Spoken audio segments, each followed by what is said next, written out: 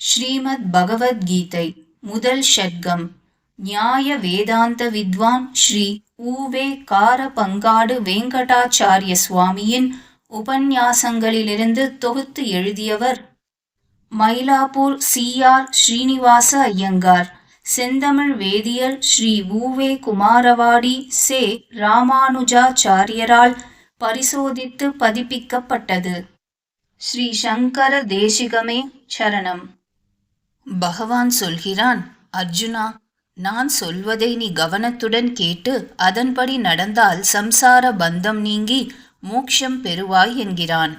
ஆத்மாவை பற்றிய புத்தி யோகத்தை நான் உனக்கு இதுவரையில் சொன்னேன். இனி கர்மயோகத்தை எந்த புத்தியுடன் இருந்து செய்ய வேண்டுமோ அதை உனக்கு சொல்லப் போகிறேன்.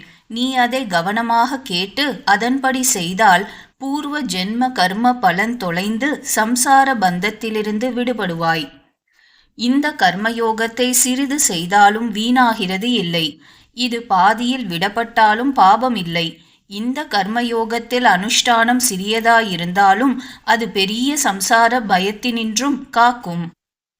கர்மா என்பது அவரவர் குலம், வர்ணம், ஆசிரமத்திற்கு சேர சாஸ்திரத்தில் விதிக்கப்பட்ட செயலை ஒரு பலனை விரும்பி செய்வது கர்மா.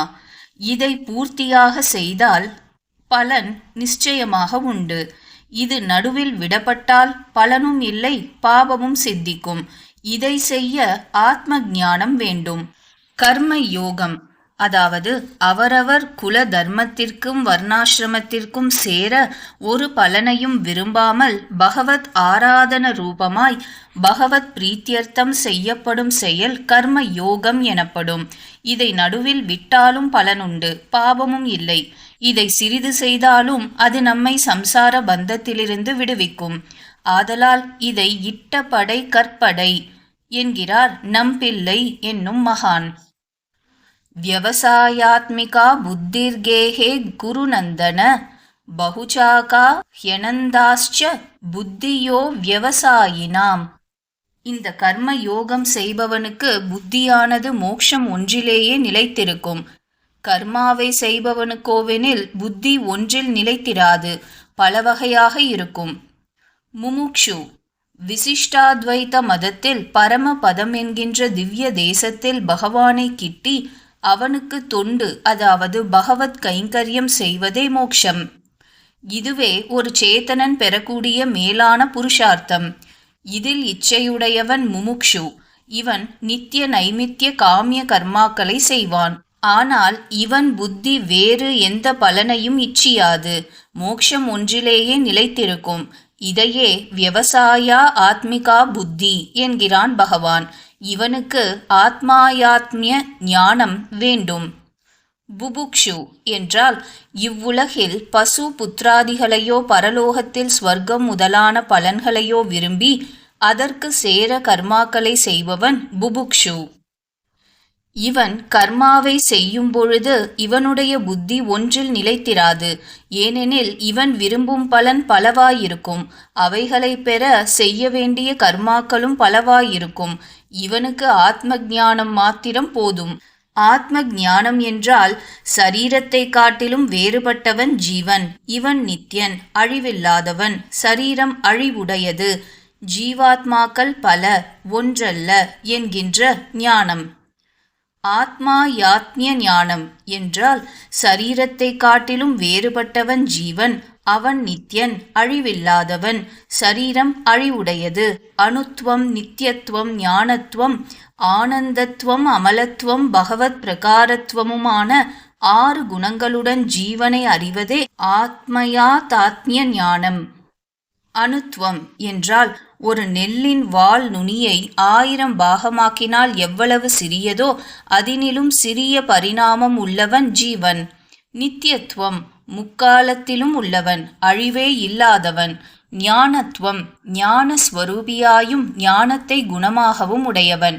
தன்னைத்தானே பிரகாசிப்பித்து மற்ற பொருட்களையும் தன் ஞான ஒளியினால் பிரகாசிக்கச் செய்பவன், அறியும்படி செய்கிறவன். மற்றொன்றால் அறியப்படும் வஸ்து அச்சித்து, அதாவது ஜடம். தன்னைத்தானே அறியும்படி செய்வதால் ஜீவன் சித், அதாவது அஜடம். ஆனந்தத்துவம் என்றால் ஜீவன் ஆனந்த ஸ்வரூபன்.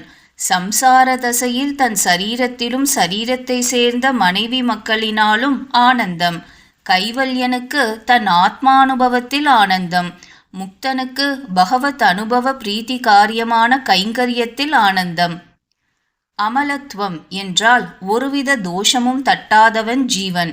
இது மோக்ஷ தசையில்தான் நன்றாக பிரகாசிக்கும்.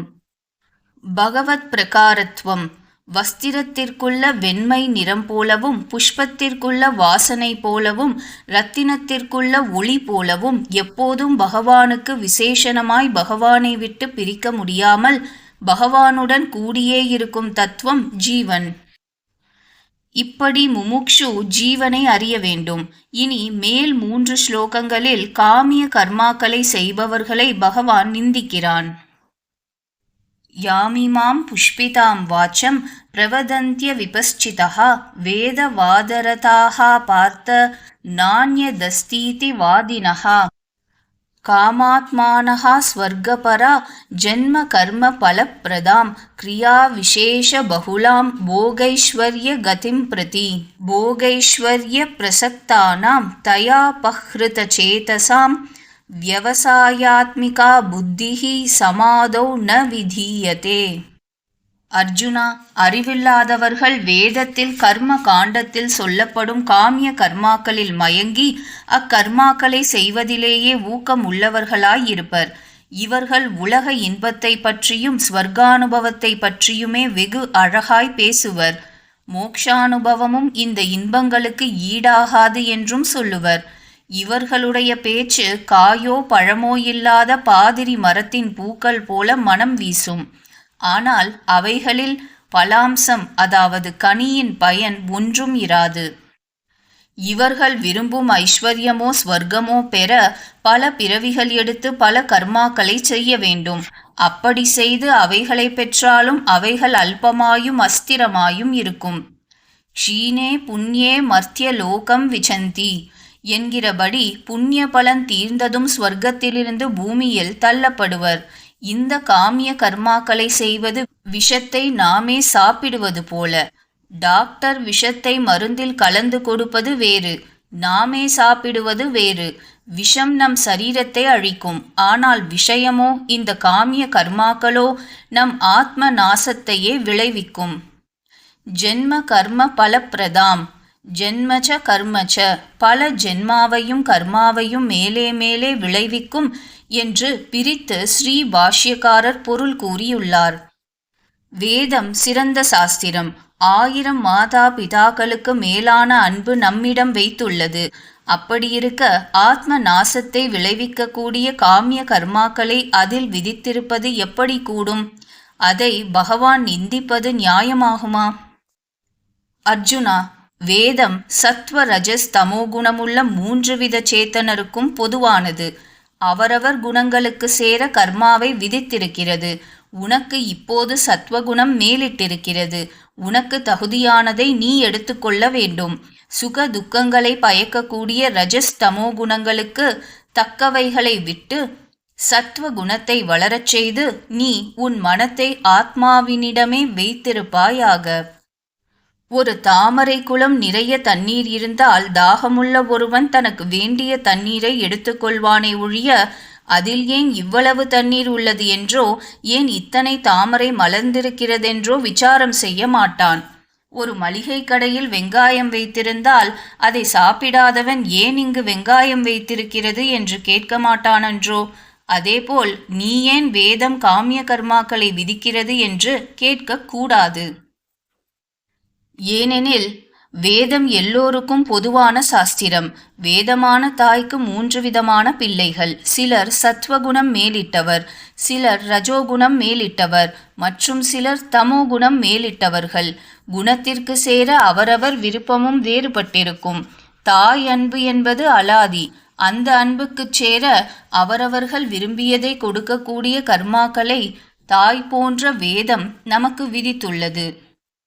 இதையே மற்றொரு விதமாக விசிஷ்டாத்வைதத்தில் நிர்வகித்திருக்கிறார்கள். நாம் ஒரு விதையை பூமியில் நடுகிறோம். அது முளைத்து கொடி வளர்கிறது. அந்த கொடியை முதலில் சுள்ளி கொம்பிகளிலும் பின்பு நடுக்கொம்பிலும் ஏற்றி அதை பெரிய பந்தலில் படர விடுகிறோம். அது நன்றாக படர்ந்து பூத்து காய்க்கிறது. அப்படி ஏற்றாவிட்டால் அது கீழேயே வாடி வதங்கி அழியும். அதேபோல் கடவுள் இல்லை, சாஸ்திரம் இல்லை என்று சொல்லும் நாஸ்திகரும் கெட்டு நாசத்தை அடையாமலிருக்க வேதம் முதலில் காமிய கர்மாக்களை சொல்கிறது. செல்வம் பெறவோ தன் சத்ரு அழியவோ வேதம் சொல்லியுள்ள அபிச்சார கர்மாக்களை நாஸ்திகன் செய்து பார்க்கிறான். பலனையும் பெறுகிறான். வேதத்தில் கொஞ்சம் நம்பிக்கை உண்டாகிறது. தான் பெற்ற செல்வம் அழிகிறது. வேறொரு சத்ரு உண்டாகிறான். ஆதலால் மேலே வேதத்தை ஆராய்ச்சி செய்து மேலான பலனை பெற விரும்பி ஸ்வர்க்கத்தை பெற இச்சித்து யக்ஞ யாகங்களை செய்து அதை பெறுகிறான். அதுவும் அஸ்திரமாயும் அல்பமாயும் இருப்பதைக் கண்டு மேலும் மேலும் வேதத்தில் ருச்சி உண்டாகி படிப்படியாக சாஸ்வதமான மோட்ச பலத்தில் இச்சை உண்டாகிறது. அதற்கு சேர பகவத் பக்தி பிறந்து ஆத்ம நன்மையை பெறுகிறான். இப்படி ரஜோகுணம் தமோகுணம் உள்ளவர்கள் ஆத்ம நாசத்தை அடையாமல் நன்மையை பெறுவதற்காகவே வேதம் காமிய கர்மாக்களை விதித்துள்ளது. அர்ஜுனனுக்கு தற்சமயம் சத்வகுணம் தலையெடுத்திருப்பதினால்தான் தன் ஆத்ம ஸ்ரேயஸை பிரார்த்தித்து இருக்கிறான். ஆதலால் அர்ஜுனா, நீ தாமச ராஜசம் கலசாமல் இருந்து உனக்கிருக்கும் சத்வகுணத்தையே அதிகப்படுத்திக் கொள் என்கிறான் பகவான்.